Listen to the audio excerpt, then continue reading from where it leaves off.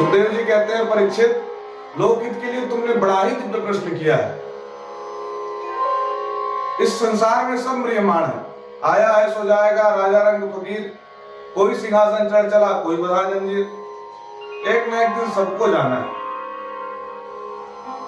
पर जाने की तैयारी कोई नहीं कर रहा है। यहां से आपको दिल्ली जाना हो तो एक आध दो दिन पहले से तैयारी करोगे कि नहीं, और वहीं कहीं कश्मीर जाना हो, कोयम्बटूर जाना हो तो एक सप्ताह पहले से तैयारी करोगे, और वहीं कहीं आपको यदि विदेश जाना हो तो एक महीने पहले से तैयारी शुरू हो जाती है। तो इससे क्या सिद्ध होता है कि जितनी लंबी यात्रा उतनी लंबी तैयारी होती है, पर एक यात्रा सबसे लंबी है और तैयारी के नाम पर कुछ भी नहीं है, 0 सन्नाटा।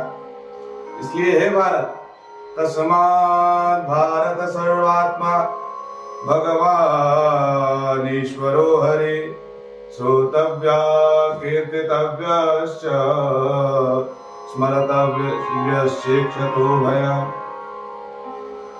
हे भारत, हे परीक्षित, जो ये मृत्यु के भय से मुक्त होकर के मस्त रहना चाहते हैं ना, वो एक काम करें, मृत्यु के मालिक से अपना कोई संबंध जोड़ लें। आप सड़क पे जाते हो और आपको दरोगा साहब, पुलिस वाले आंख दिखाते हो, डंडा तानते हो, लाइसेंस दिखा, ये दिखा, वो दिखा। तो किसी उच्च पदाधिकारी से, कलेक्टर इत्यादि से आपका कोई संबंध बन गया, फिर जो व्यक्ति आपको आंख दिखा रहा है वही, अरे महाराज, अरे, ऐसे हाथ जोड़ना प्रारंभ कर देगा। तो कहने का तात्पर्य है किसी बड़े अधिकारी से संबंध बनना चाहिए। उसी प्रकार आपको मृत्यु से डर लगता है तो मृत्यु के मालिक हैं हमारे मुरली मनोहर माधव, और जिनका माधव से संबंध है उनको हर घड़ी आनंद ही आनंद है। भगवान स्वयं कहते हैं, हे अर्जुन, मृत्युश्चरति मद भया, ये मृत्यु जो है ना मेरे भय से चलती है। पर देखिए, जिन्होंने परलोक जाने की कोई तैयारी नहीं की है वो मरने से डरते हैं कि जीवन भर खूब मनमाना आचरण किया है, खूब मदिरा पी है, खूब मांस भक्षण किया है, खूब यार दोस्तों के संग खूब उपद्रव मचाया है, वो जानता है कि मरने के बाद दुर्गति तो होनी है, इसलिए बड़ा टेंशन में रहता है। पर जो सत्कर्म के बल पर अपने पारलौकिक व्यवस्था को सुदृढ़ कर लेता है, ऐसा व्यक्ति जीते जी भी खूब प्रसन्न होता है और मरने के बाद जब जाता है तो वहां भी खूब प्रसन्न रहता है। एक दृष्टांत के माध्यम से समझिए, एक राज्य था और उस राज्य का नियम था कि उस राज्य में केवल 5 वर्ष के लिए राजा नियुक्त किया जाएगा, 5 वर्ष के लिए, और 5 वर्ष के बाद उस राजा को राज्य से बाहर एक नदी थी, नदी के उस पार एक घनघोर नितांत एकांत वन था, और उस वन में खूब आक्रामक पशु भी रहा करते थे। तो राजा को उसी वन में छोड़ दिया जाता था 5 वर्ष के बाद, यानी 5 वर्ष तक तो राजा राज्य करता था, पर 5 वर्ष के बाद वो शेर भालू सब उसे नोच नोच करके खा जाया करते थे। इसलिए उस राज्य का राजा बनने को कोई तैयार ही नहीं था। तो ऐसा ही हुआ, वर्तमान राजा को ले जाकर के वन में छोड़ दिए और सेनापति वापस आ रहे थे, तभी उन्हें एक महात्मा जी दिखाई पड़ गए। सेनापति ने कहा, पकड़ लो इन्हें। महात्मा जी पकड़ में आ गए, बोले भैया हमको काहे को पकड़ रहे हो? बोले कि चलो महाराज आपको राजा बनाएंगे हम।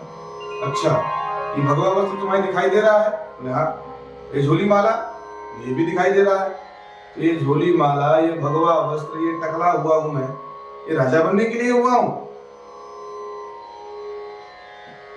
बोले महाराज हमारे राज्य का नियम है कि जो व्यक्ति, जिस व्यक्ति वर्तमान राजा को हम उस पार छोड़ करके आएंगे, तो जो व्यक्ति सबसे पहले दिखेगा उसी को पकड़ करके राजा नियुक्त कर दिया जाएगा। सबसे पहले आप ही दिखे हो महाराज, इसलिए अब आपको चाहो या न चाहो राजा तो बनना पड़ेगा। महात्मा भी चतुर थे, चलो ठीक है बनेंगे राजा। तो ले जाकर के सेनापति ने महात्मा को सिंहासनासीन कर दिया, राज्याभिषेक कर दिया। महात्मा जी ने कहा, सेनापति जरा ना। जी महाराज।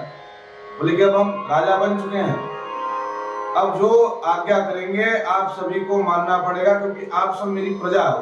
बोले बिल्कुल महाराज, 5 वर्ष तक जो बोलोगे सो करेंगे, और 5 वर्ष के बाद आपको छोड़ दिया। बोले 5 वर्ष के बाद की बात मत करो, वर्तमान को देखो, आज्ञा पालन करना पड़ेगा। बोले बिल्कुल महाराज, जो आज्ञा।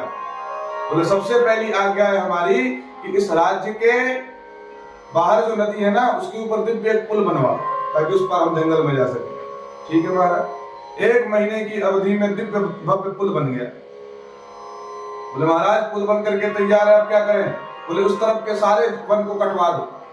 तो देखते देखते 5 महीने की अवधि में पूरा वन कट करके समाप्त हो गया। बोले महाराज वन भी कट गया, अब क्या करें?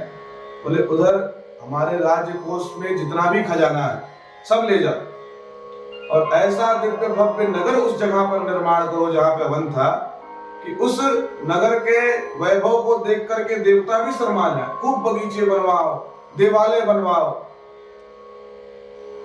वहां उपवन पाठशालाएं बनवाओ। ऐसा भव्य वो नगर होना चाहिए कि हमारे इस राज्य से भी दुगना वैभव उस राज्य में होना चाहिए। तो देखते देखते 4 साल के अवधि में दिव्य भव्य नगर खड़ा हो गया। सेनापति ने कहा महाराज नगर भी तैयार हो गया। राजा ने कहा ठीक है, नगर तो तैयार हो गया, पर अब हमारे 5 वर्ष भी पूरे हो गए, हमको जंगल में ले जाकर के नहीं छोड़ोगे क्या? बोले महाराज अब चाहे आप यहाँ रहो चाहे वहां रहो, दोनों तरफ चमन बरस रहा है, बल्कि यहाँ से अधिक तो वहां आपके लिए सौलभ्यता और वहां ऐश्वर्य अधिक बरस रहा है। तो आप चाहे आप यहाँ रहो चाहे वहां रहो।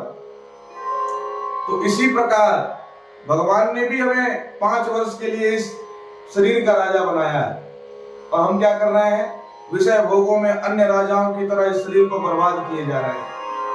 पर जो अपने पुण्य रूपी धन से ऊपर की सीट रिजर्वेशन करवा लेता है, ऊपर एक अपने लिए भवन बनवा लेता है सत्कर्म के बल पर, तो वो यहाँ जब तक मृत्यु लोक में रहता है तब तक ऐश्वर्य से रहता है, और मरने के बाद जब जाता है तो देवता भी उस मनुष्य का स्वागत करते हैं, देवतुल्य उसका ऐश्वर्य हो जाता है।